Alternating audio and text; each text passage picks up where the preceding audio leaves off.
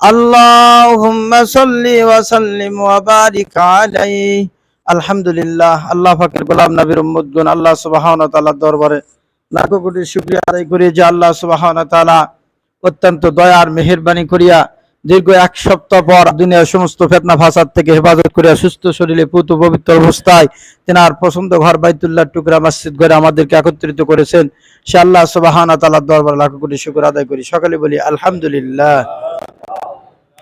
অসংখ্য দরুদ ও সালাম বর্ষিত হোক আকায়ে নামদার তাজদারে মদিনা জনাবে মুহাম্মদ রাসূলুল্লাহ সাল্লাল্লাহু আলাইহি সাল্লামের প্রতি সাল্লাল্লাহু আলাইহি ওয়াসাল্লাম সাল্লাল্লাহু আলাইহি ওয়াসাল্লাম। সম্মানিত হাজিরিন, গত সপ্তাহে আমার আলোচনা চলতেছিল যে আল্লাহ তাআলাকে মানতে গেলে টাকা পয়সা বাড়ি গাড়ি কিছুই লাগে না, এগুলো শুধু বাহানা।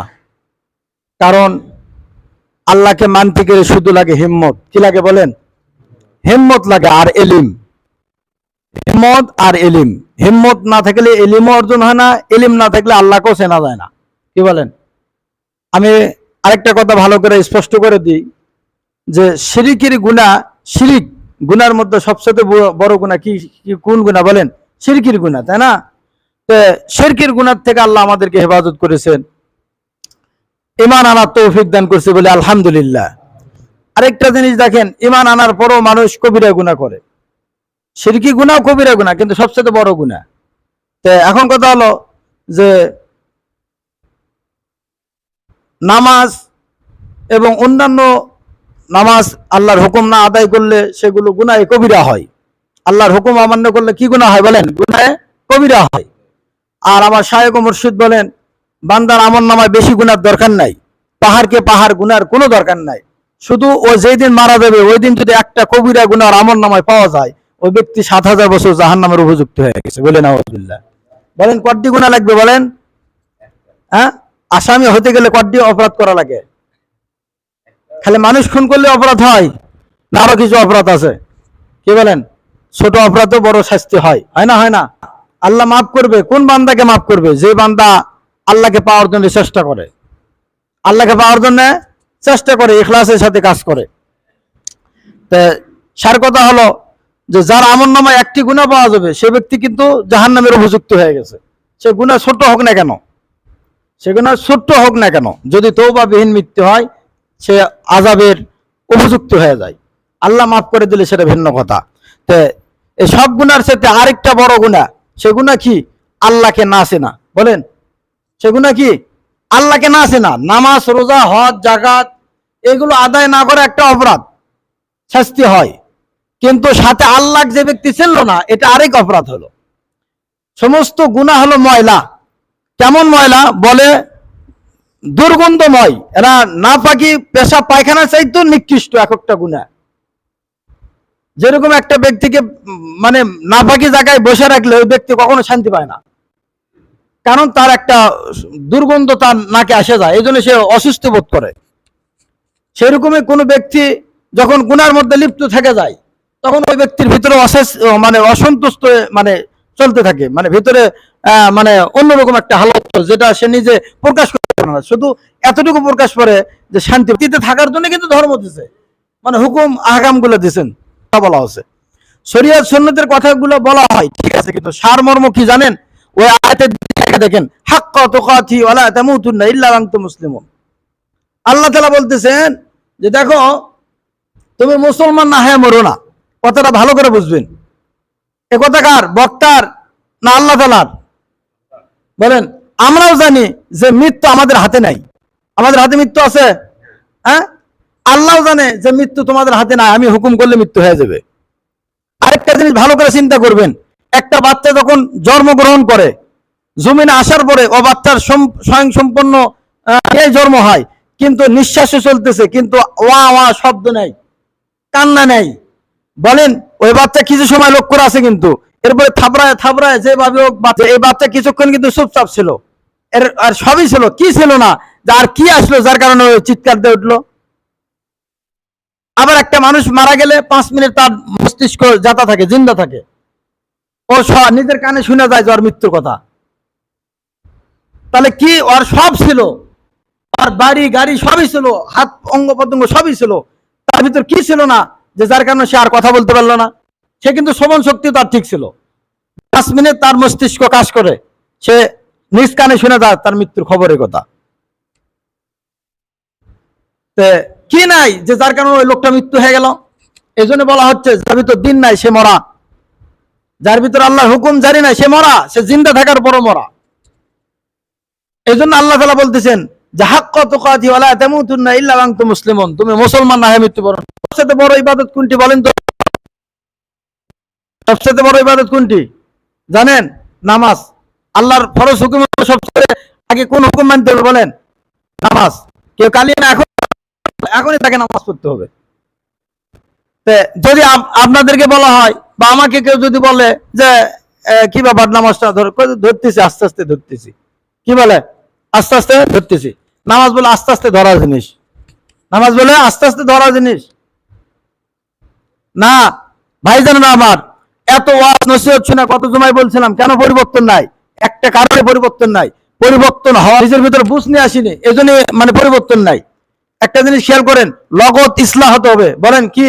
লগত ইসলাহ হতে হবে, সংশোধন হতে হবে লগত। আমরা বাকি সংশোধন হয়ে যায় যে ঠিক আছে হুজুর আমরা নামাজ পড়বো, মানে একজন নামাজ পড়ি না, এই জন্য আর বাকির মধ্যে কতদিন থাকবেন বলেন? এখানে এই বাকির কাজ বলা হচ্ছে, ওদের দোকানের মধ্যে একটা শব্দ লেখা থাকে আজ লগত কাল বাকি। কি লেখা থাকে বলেন? আজ লগত কাল বাকি। আপনি যা বলেন ভাইজান ওই আজকে তো টাকা নাই, তো একটু মেহরবানি করে কিছু সদা দেন। ঠিক আছে ভাই, আমি তো কথা বলতে পারবো, ওখানে কি লেখা আছে দেখেন তো। লেখা আছে আজ লগত কাল বাকি। কাল বাকি দিবি নে? তো হ্যাঁ কাল দেবো মনে। তো কাল গেছে, ঠিক আছে ভাই একটু বাকি করতে ভাই, ওখানে কি লেখা আছে? করছে আজ বাকি, আজ লগত কাল বাকি। মানে আজ কিন্তু ফুরাচ্ছে না, আজ ফুরাচ্ছে আর বাকি লো আর ভাগ্য হবে। আর বলেন হ্যাঁ, আমি আপনি বলতেছি যে সংশোধন হয়ে যাবো, পরিবর্তন হয়ে যাবো। এ কবল দাড়ি মুসি বানানি এখনই নামাজ ধর্ম, কবল আমরা এসএসসি পরীক্ষার্থী, কবল পরীক্ষা পার করলাম, ছাত্র মানুষ, এখন নামাজ পড়বো। তখন শয়তান কয়ে দিচ্ছে যখন বিয়ে শাদী করবো, বাচ্চা কাচ্চা হবে, হ্যাঁ দাড়ি মুছ পাকবে, তারপরে তো নামাজ পড়বো। তারপরে যখন দাড়ি মুছ পাকে ধরলো, দূর বাবু কোমরের ব্যথা, হাঁটুর ব্যথা, দুনিয়ার সংসার অভাব, চলে মেয়ে কথা শোনে না, নামাজ আর ভাল লাগে হুজুর? নামাজ আর ভাল লাগে? দেখেন এরপরে করলো ঠিক আছে, তাহলে কি করছেন? সামনে বছর হবে ধর্ম, দেখছেন না? সামনে বছরে চলে আসলো আরো বেশি, হয়তো সব সংশোধন হয়ে গেছে, দেখা যাচ্ছে তার শরীরও ঠিক নাই, তার ভিতরে আরো অশান্তি বেশি তৈরি হয়ে গেছে। আল্লাহর কসম এগুলো সব নফস আর শয়তানের ধোঁকা। এই ধোঁকার সাগর থেকে বাইরে হতে হবে, তাকে বাইরে হতে হবে, আপনাকে হতে হবে। বলেন লগত ইসলাম হতে রাজি আছেন আপনারা? লগত ইসলাম হতে হবে। বলেন নামাজ কবে থেকে ধর্ম? কবে থেকে নামাজ? সবাই করলেন না তো? নামাজ আজ থেকে ধরবেন তো ইনশাল্লাহ? একে বুঝা ফেলতেছি, দেখবেন যে আসলে সময় আর একটাও নাই। লগত ইসলাম হতে হবে। আল্লাহ বলতেছেন হাক্কা তুকাতিহি ওয়ালা তামুতুন্না ইল্লা আনতুম মুসলিমুন। হে ঈমানদারেরা, তোমরা মুসলমান না হয়ে কবরে আসো না। মুসলমান মানে হলো আত্মসমর্পণ করেওয়ালা, যার ভিতরে ত্রুটি আছে।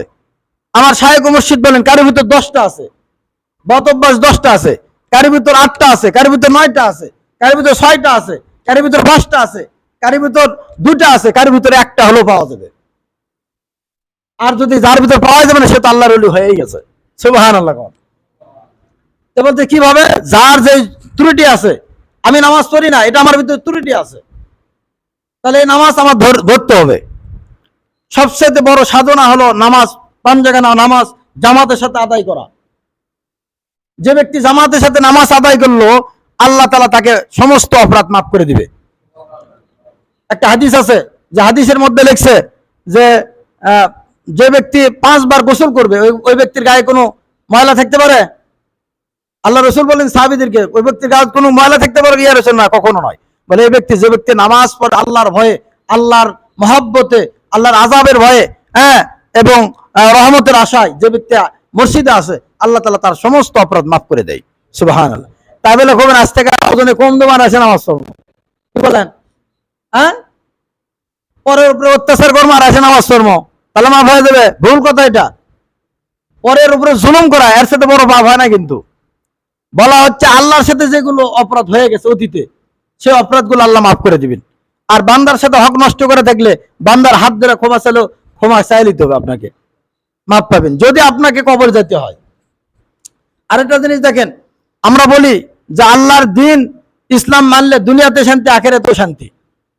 এটা সত্য, কিন্তু কিন্তু কোন দিন? আরেকটা জিনিস খেয়াল করেন, একটা হাদিসের মধ্যে আল্লাহ রাসূল বলেছেন, যে ব্যক্তি কালিমা শরীফ একবার পাঠ করলো সে ব্যক্তি জান্নাতে চলে গেল। কথাটা ঠিক আছে, কিন্তু এখন কথা হলো কি, কালিমা ভালো করে খেয়াল করেন যে কালিমা পাঠ করার পরে ওই ব্যক্তি জান্নাতে যাবে, কিন্তু জান্নাতে কথা, জান্নাতে লোক তো বদমাইশ করতেই পারে না, দেখছেন না?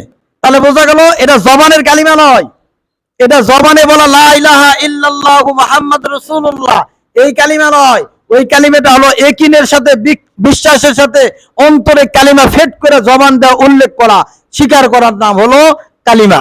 সুবহানাল্লাহ বলেন। তো এখন বলা হচ্ছে, আমরা বললাম লা ইলাহা ইল্লাল্লাহু মুহাম্মাদুর রাসূলুল্লাহ সাল্লাল্লাহু আলাইহি সাল্লাম, না নেই কোনো মাবুদ আল্লাহ ছাড়া, এবং দিন ইসলাম নবী মুহাম্মদ সাল্লাল্লাহু আলাইহি সাল্লামের আদর্শ ছাড়া অন্য আদর্শিত আমার জীবন পরিচালনা করব না। এটা বললাম, বলার পরে আসরে নামাজ নাই, মাগরিবের নাই, এশার নাই, ফজর নাই, এভাবে দিনের পর দিন, মাসের পর মাস, বছরের পর বছর, এরপরে যুগের পর যুগ চলতেইছে। আর আমাকে আপনার কাছে মুসলমান হয়ে গেছে, জান্নাতে চলে যাবো। এটা মিথ্যা কথা, মিথ্যা কথা। এটা পরিশেষে বলি যে মসজিদ যে কাজ চলতেছে, আপনারা তো গত জুমায় শুনছেন, কি বলেন, কাজ চলতেছে না? ওই দেখেন সাইডে দেখেন কিছু কাটাকুটা করা হচ্ছে। ইনশাল্লাহ আল্লাহ চাই, আল্লাহর দিনের কাজ, মসজিদের কাজ কখনো আটকে থাকে না। যদি কেউ সাহায্য সহযোগিতা নাও করে, আল্লাহ পাক কোরআনে বলছে, তোমরা যদি আমার দিনকে সাহায্য না করো, তো তোমাদের জায়গাতে আমি এমন একজনকে তৈরি করে দেবো যে দেখা যাচ্ছে যে সে অনেক কিছু দিয়ে দিবে, কিন্তু তোমরা পরে দিন থেকে বাইরে যাবা, তোমরা দিন থেকে দূরে সরে যাবা। দিনের কাজে একটা কথা মনে রাখবেন, যে সব সন্তানকে আল্লাহ দিনের জন্য কবুল করে না, সব মাল দিনের জন্য আল্লাহ কবুল করে না। যে সন্তানকে আল্লাহ দিনের জন্য কবুল করে, এই মাতা পিতার ভাগ্য বড় ভালো। যে সম্পদ দিনের জন্য কাজ করা হয়, যে জবান দিনের জন্য কাজ করা হয়, যে অঙ্গ প্রত্যঙ্গ দ্বারা দিনের কাজ করা হয়, এই সময়টাই হলো কাজের সময়, আর এটাই হলো আসল দামি সময়। আর এই সময়ের জন্য মানুষ কেউ আফসোস করবে না। আফসোস করবে কোন সময়ের জন্য? যেই সময় দিনের বাহিরে কাজ করছে, যে মাল দিন ছাড়া অন্য কোথায় ব্যয় করেছে। হ্যাঁ, সে তো ইনশাল্লাহ আমরা মাল যদি আমরা না দিই, দিন কেমনে জিন্দা হবে বলেন? এখন মসজিদ করে দেন, তাই ঠিক আছে, কিন্তু আমরা কেউ নামাজ পড়বো না, তাহলে হলো কোন? এই মসজিদটা কি হবে তাহলে বলেন? কিন্তু এই জন্য আমরা নামাজও পড়বো। আমি বলছিলাম কি, লগত ইসলাম, ইনশাল্লাহ রাজি আছেন তো? তাহলে ভালো করে বোঝেন যে আমার আপনার চুল পেকে গেছে, কবে আর সংশোধন হবো কোন? এই জন্য আজ থেকে ইনশাল্লাহ আমরা 5 ওয়াক্ত নামাজ পড়বো ইনশাল্লাহ। কে কে পড়বেন দিকে হাত তোলেন তো। জামাতের সাথে ইনশাল্লাহ হিম্মত করেন। আল্লাহ কবুল করুক, আমাকেও কবুল করুক, বলে আমিন। হাত নামান। যারা মন থেকে বলেছেন, আল্লাহ তাদেরকে কবুল করবে।